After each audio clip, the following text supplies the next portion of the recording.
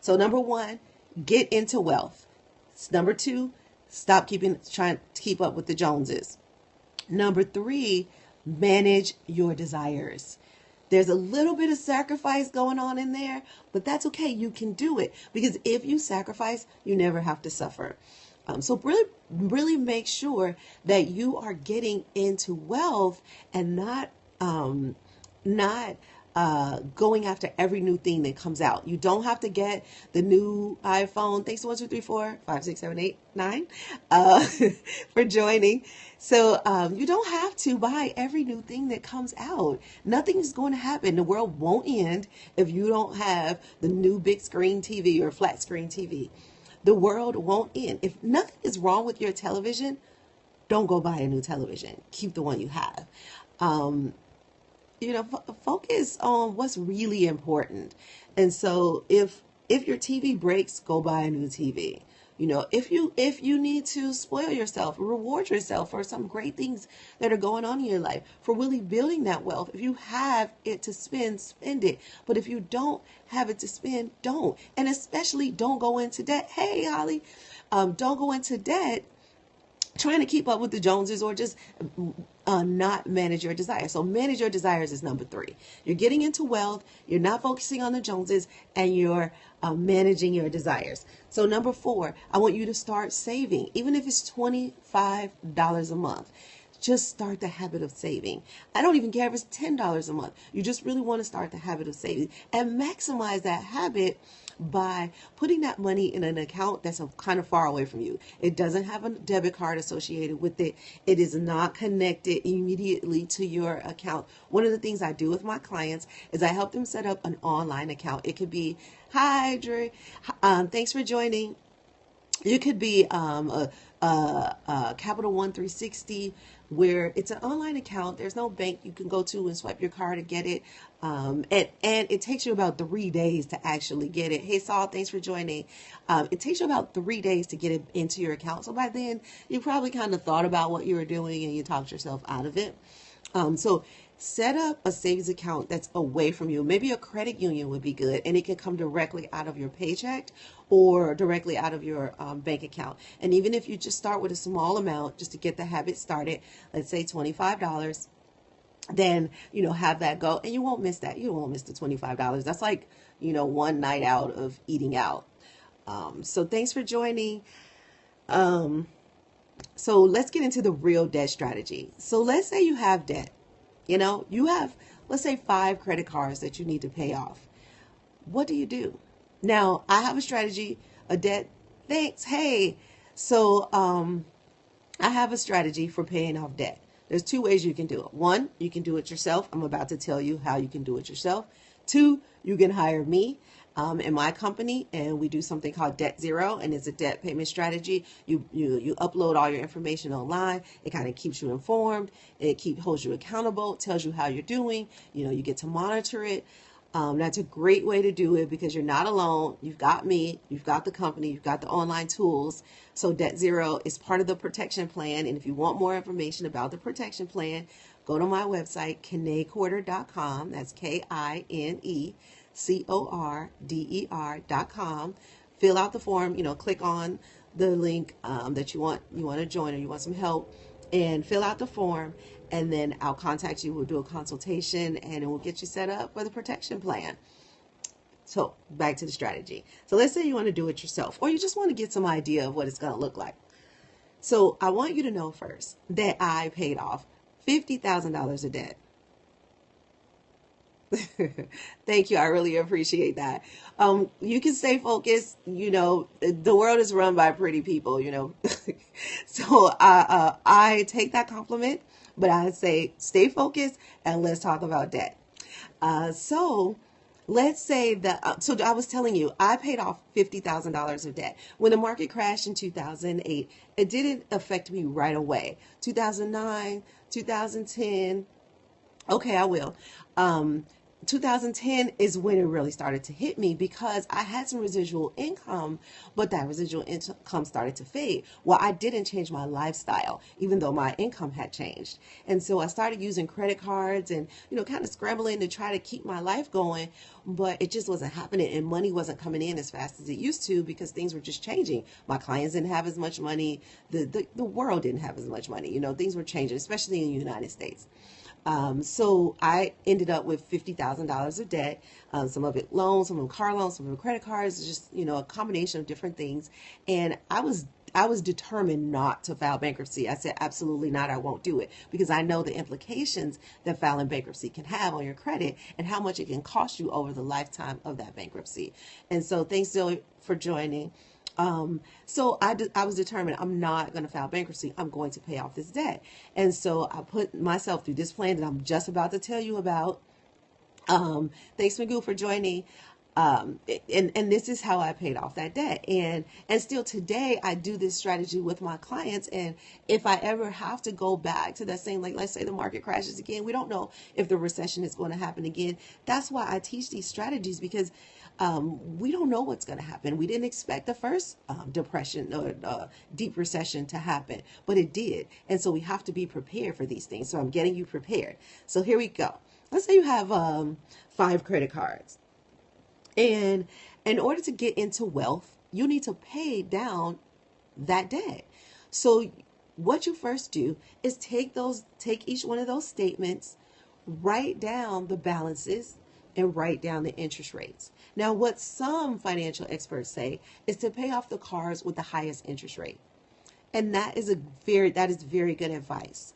However, what I find is that decisions about money are not as logical as they should be. They're emotional. So we're not always using our heads. Using your head, you would pay off the car with the highest interest rate, right? That's the logical decision. But using your heart, you want to feel some reward. You want to pay down the card with the lowest balance.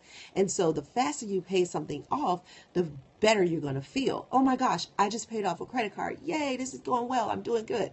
So whether that's the highest credit interest rate or not, I want you to pay the card with the lowest balance. And the reason why I want you to do that is because I want you to get some instant gratification. And, delayed gratification is something that we can practice when we're trying to manage our desires. But when it comes to getting into wealth and paying down these credit cards, we need some quick gratification. And so I want you to have it as soon as possible. So for example purposes, we're going to say you have 5 credit cards. And let's say that one with the lowest balance has $500 on it, right?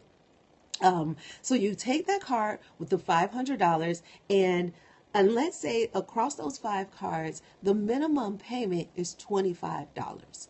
Well, I want you to go just over the minimum payment and pay $50. So pay $50 on each one of those cards, except for one, that one with the lowest balance. And let's say you find that you have $100 of discretionary income. Well, I want you to take 25 of that 100 and put it, thank you.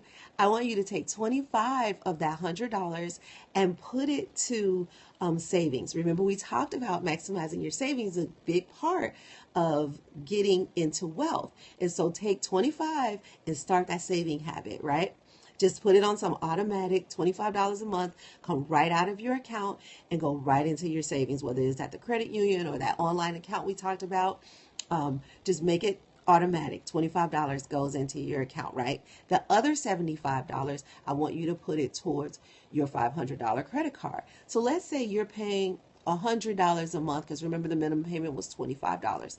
So you're paying $100 a month. That $25 you're already paying plus the $75 we found in your discretionary income. So put that $100 a month towards that $500 card. It's going to take you 5 months to pay that off. Now, I'm not including some interest that might get in there. So you may pay a little bit more than $500 with interest, but just to keep the numbers easy so it doesn't get too complicated, just follow me, okay? So $500, $100 a month is going to take you 5 months to pay this credit card off. 5 months. So in 5 months, you've paid off a credit card and it's time to go to the second credit card. So what I want you to do is take that card, put it away. You're not going to use it for a very long time. And you're going to put that card away. You're not going to close that account. Do not close that account, because if you close the account, it's going to lower your credit score. So I don't want you to lower your credit score. Leave the account open. Just manage your desires. You can do it. Exercise some discipline. Put that card away. Do not use it. Okay. Moving on. Thank you. So moving on. You're going to the second card. Remember, you were paying $50 towards that card, remember? So you're going to take that $100 that you were paying towards the first credit card that you paid off, and you're going to put it on the second credit card. Now, stay with me here. Remember, you were paying $50 on that card. Well, I want you to take 25 of that $50 you were paying and start putting that towards savings. So go over to your savings, automatic savings, and change that from 25 to 50. So now you're going to take that $100 that you were paying on that first credit card, and you're going to move it over to the second card. You have $25 towards that card left, so you're going to be paying $125. If I'm confusing you, let me know. Ask some questions. But remember, you were paying $50 towards that second credit card, but I asked you to take 25 of it and put it towards your savings. You have 25 left, and you're going to take that 100 that you were paying on the first card and put it towards the second. So now you're paying $125 towards that second card. And let's say that second card has $1,000 balance on it, right? You're going to pay that $125 a month. It's going to take you 8 months to pay that card off. And after that 8 months, you're going to take that 125 and apply it to the next card. Remember, you were paying $50 on that third card. So take $25 out of that. Put it over to your savings. Now you're paying you're saving $75 a month. You see how this is growing? You are getting into wealth. You're applying. You're using the same money you already had. You're not. You don't have to have more money. You don't have to go borrow from somebody, your parents or whatever, to help you pay off debt. You can pay it off yourself using the same money you already had. It just gets me so excited. I hope you're excited as I am. So let's talk now. You've done some things. In a year, you have paid off 2 cards, a little over a year. You have paid off 2 credit cards. You did it. $1,500 of debt gone. You did it using the money you already had. And you have $525 in savings now. That's more than you had before. It's less debt than you had before. Your net worth is changing. You are wealthy. You are on your way. You are getting wealth ready. So you see what you just did? I'm going to go over that again. $525, because you were first saving $25 a month. You did that for 5 months, and then you start saving $50 a month, and you did that for 8 months. And so that added up. And then you were paying off $100 towards your credit card debt. Once you paid off that first card, that was $500 a month, you moved over to the second card, where that was $1,000, and you paid that off by paying $125 on that. So you paid off 2 credit cards, and you increased your savings. Look at you. You are powerful. You are on your way to wealth. So what questions do you have for me? Let me know what questions you have. Meanwhile, I'm going to keep going. So the first thing that, now that you've gotten this system going, the first thing I want to remind you of is to don't stop the system. Keep going. What a lot of people do is they get those, let's say you get that first or second credit card paid off, and then you start using the cards again. No, don't do that. You're on your way to getting wealth ready. The only way I want you to use the card is if you are on the brink of homelessness. If your child is going into the hospital and you need to pay that bill, that is what, use that card really for emergencies. A new TV is not an emergency. A new pair of earrings is not an emergency. Shoes, if you have no shoes, is an emergency. Not, oh, I need a new pair of shoes so I can be sexy at this new event that I'm going to. No, ma'am. No, sir. I want you to understand what a real emergency is. That is the only way I want you to use those cards. But that is why I'm having you build up your savings, so that when you have an emergency, you can go to your savings. Get it? So I'm looking for questions. If you have questions, let me know. Thanks for joining, Buddy Love. Okay, so not using the cards again, and you're not closing the accounts. Remember, you're not closing the accounts, because that is going to lower your credit score. And you know, I am huge on credit. Credit is a big deal for me.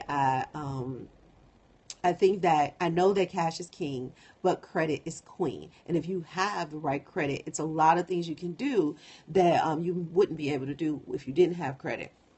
So we've been talking for probably about 20 minutes now, and I hope you're getting this strategy. Thanks for joining, Rick. I hope you're getting this strategy. I hope it's making sense to you. If it's not, let me know. I'll break it